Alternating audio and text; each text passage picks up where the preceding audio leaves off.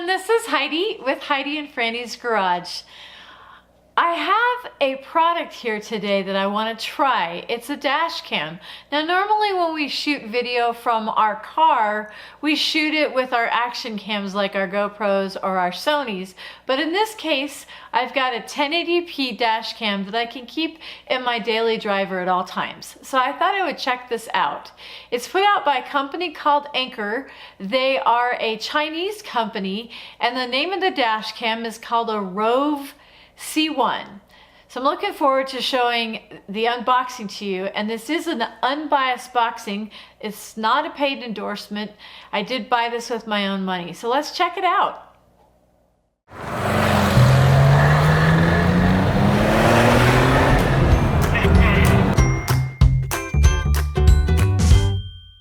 Let's go ahead and get this opened.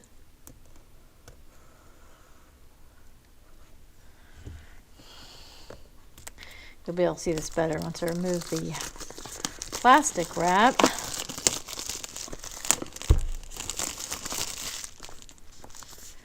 Pretty.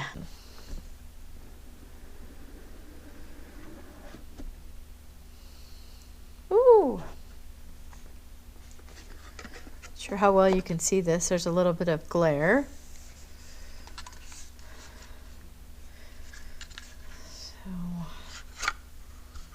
This is a really nice, sleek looking camera. It's one of the reasons why I was attracted to it was because of its compact size.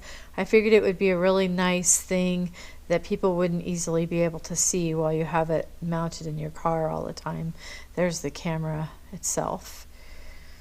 And what else do we have in here? There is a sticky piece that you use to put on the windshield. Cool.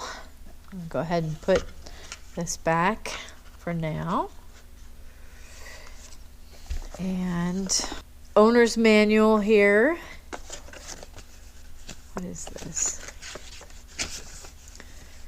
Oh, this is customer service phone numbers, different times depending on where you are in the world.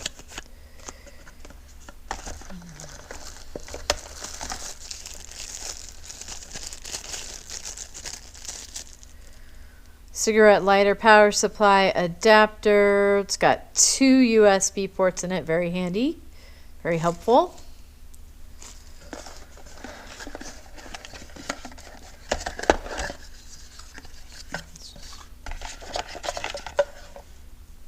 This is the rest of the power supply. It hooks up from the camera to the adapter. And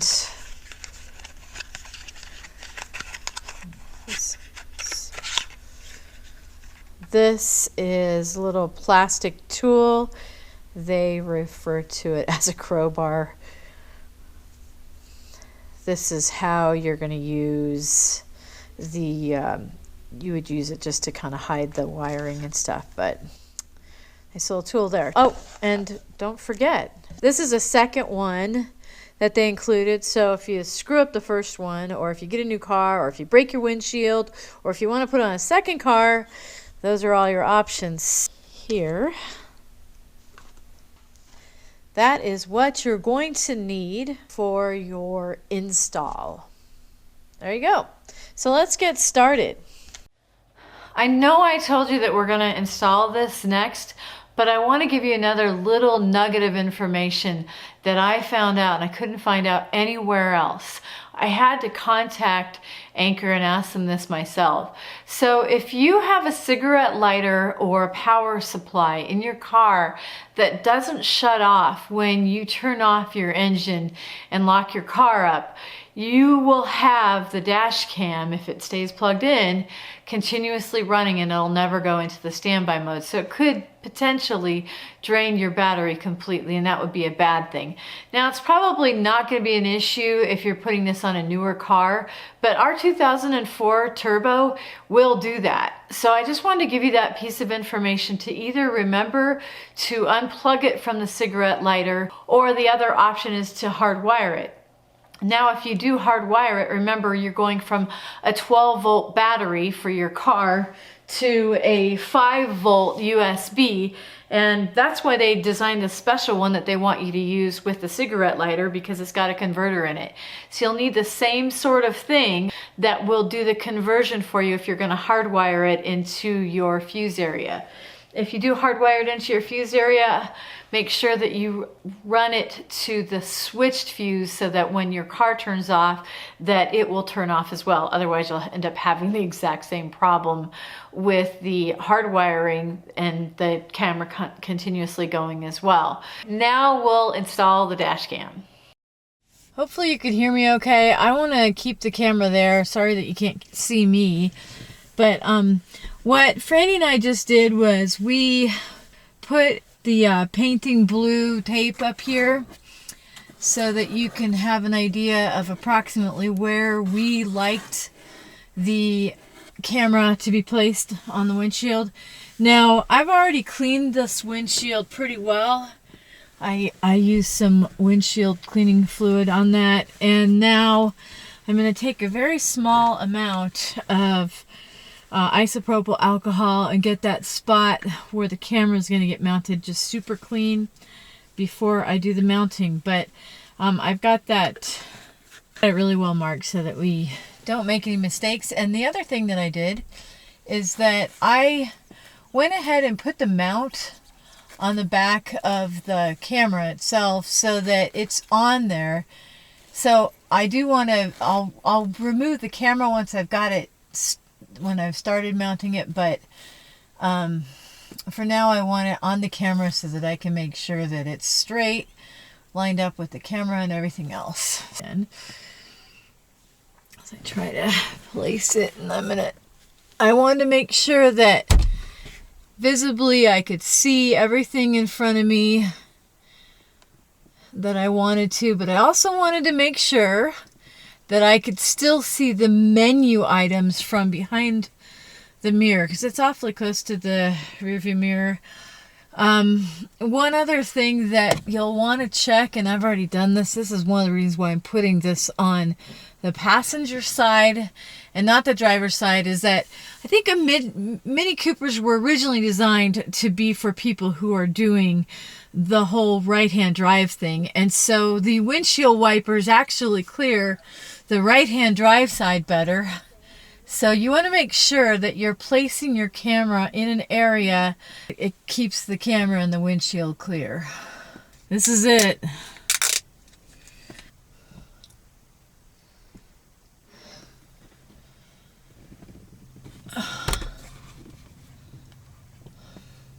So once it's stuck, you want to make sure that you're not pushing on the camera or your screen to attach this. That would not be good. Okay, so make sure that once you...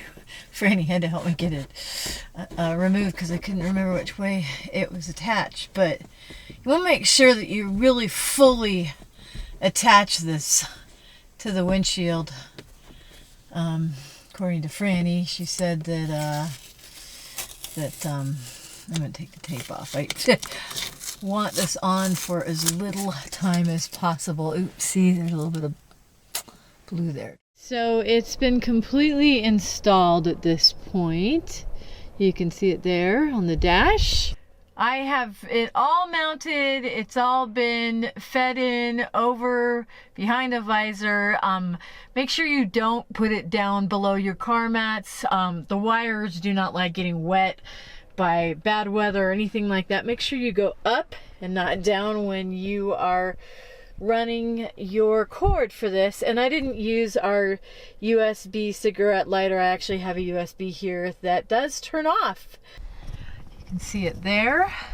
It's all ready and it's actually filming. So I've already downloaded the Roav app from the App Store, and I've connected to the Wi-Fi network. You will need your owner's manual to connect to the Wi-Fi network. There's a password in there that you'll need. So make sure that you hang on to that. I'm going to go under settings. And if this has not connected your dash cam to the Wi-Fi network, it will give you an error when you push on it.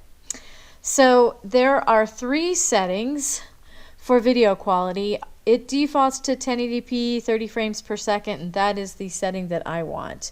Obviously, if you're running out of space or you have a really small card, you might want to go ahead and choose something like the 720 30 frames per second, just to save as much space as possible. Recording audio, now that's something for you to personally think about. I want that on since I may be using this for a YouTube video at some point, but that will take up extra space on your card. So if you do not want audio files, I would go ahead and suggest turning it off. You more than likely will just want it to monitor in case you get into an accident. So the sensitivity here, let me go ahead and show you. There is a G sensor here. It's a motion detector. And so the motion detector, I'm going to put it on medium. I have no idea how sensitive I want that, but it's just kind of the middle of the road. I don't want it too low. So auto screen off. This is so that when you are reaching up, touching your dash cam, the amount of time that it stays on afterwards, you can choose either 30 seconds or 60 seconds. I just chose 30. It defaults to having the watermark on. I've also put my parking monitor to medium. This is once again one of those areas where I'm not sure how sensitive it is, but I'm going to try it out right on medium to start. Loop recording, it defaults at 3 minutes. I've got mine to 10. Change Wi-Fi password, format micro SD card, clear the cache. Device update, I went ahead and did an update. There was actually a device update as soon as I unboxed it. So you might want to do that first before you get your dash cam all installed. And that's pretty much it. Not all the settings are showing up in the app. So you've already seen the default settings for the resolution, the default for the looping, the sensitivity, parking monitor, Wi-Fi. There's the date time clock. Language, this is the screen saving, so shut off after 30 seconds. And so the machine sound, that's one that I don't remember seeing on the phone. I kind of know when it's being turned on and off. Default. So this option here is if you want to go ahead and say, okay, it will default everything back to the factory settings. So that might be something where you're just like, oh, I wonder what they had it set on. There, once again, is how you format your SD card. If you are not by your computer, you can do it right there. And that is the watermark, which I have decided to keep turned off. Now, the frequency is something that's going to depend on where you are living. But for the United States, it's going to be 60 hertz.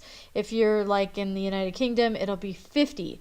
So that's something that you might need to research depending on what your country requires. And that's the about. But I just want to go over a couple other of those little features because they were not included on the app on the phone. I am taking the dash cam out for a little spin. It's daylight, and let's see what sort of footage it gets. I'm really looking forward to checking this out. So what I've done is I have a GoPro, which is kind of our normal cameras to be doing video like this. We usually use either the Sony or the GoPro. And so I'm going to do a test to see what the GoPro looks like at night and during the day versus this dash cam that we have. So I've pretty much mounted the GoPro in a location that's just above where the dash cam is on the windshield, and so hopefully the point of view will be pretty similar, pretty close, and I can get it lined up and bring you some footage so that we can take a look at it. I'm much more interested in what it looks like at night. It's supposed to take some pretty good night footage, and one of the things that I have problems with the action cams is that the footage generally looks really super grainy, and so if the dash cam looks pretty good, that's a good start. So I'm really looking forward to seeing what it looks like at night. And it's holiday time right now, so when we go out, hopefully we'll see some holiday lights tonight. Should be fun. and looking at the car in front of me, so this is a good test on if you can read that license plate.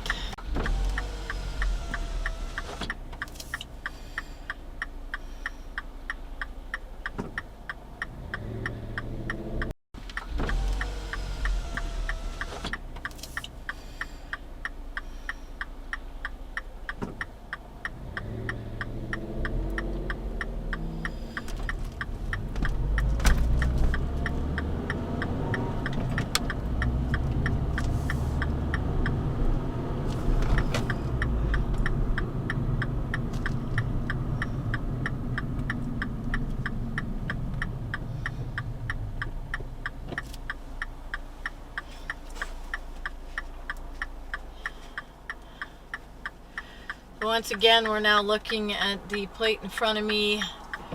I can really clearly read it. 077XSJ. I'm not sure if you guys can see it, but it seems to be pretty good and clear. And I'm not on this guy's bumper. I don't like it when people do that, so I try not to do that either.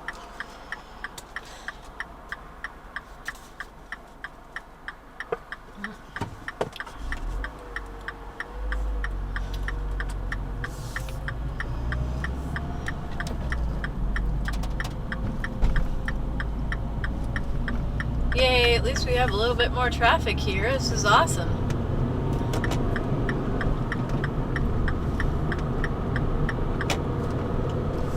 Let's see what the angle looks like when I pass him.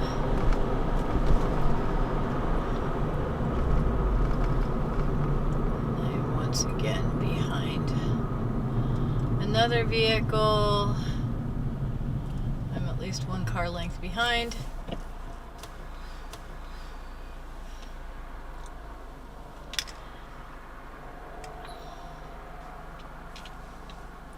And then I'm not sure if the camera can see the one next to me, but it's that same one that we were looking at before.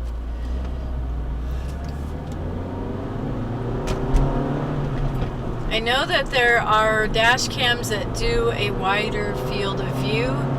This one I think is 145 degrees. There's ones that do all the way up to like 175, so pretty wide angle.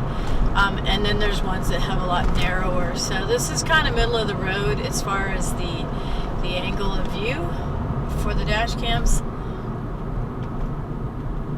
Not bad for a lower priced camera from that perspective.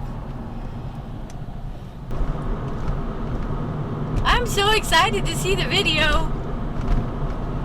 Can't wait to see how this dash cam's doing. I'm not completely sold on the actual interface, but I am very excited to see the camera quality. You know, based on the user friendliness interface, it's not happening for me. It's making me mad. It's been pissing me off. So I am not sure if I would recommend the camera based on the interface alone. But you know, you got to figure out what's important to you in a dash cam. I mean, you know, how often do you really need to deal with the interface? Hopefully you get it set up and that's just kind of it, and then you can start downloading stuff on a regular basis if you need it, and you don't really have to think about it or worry about it. And that to me is what the ideal dash camera should be all about.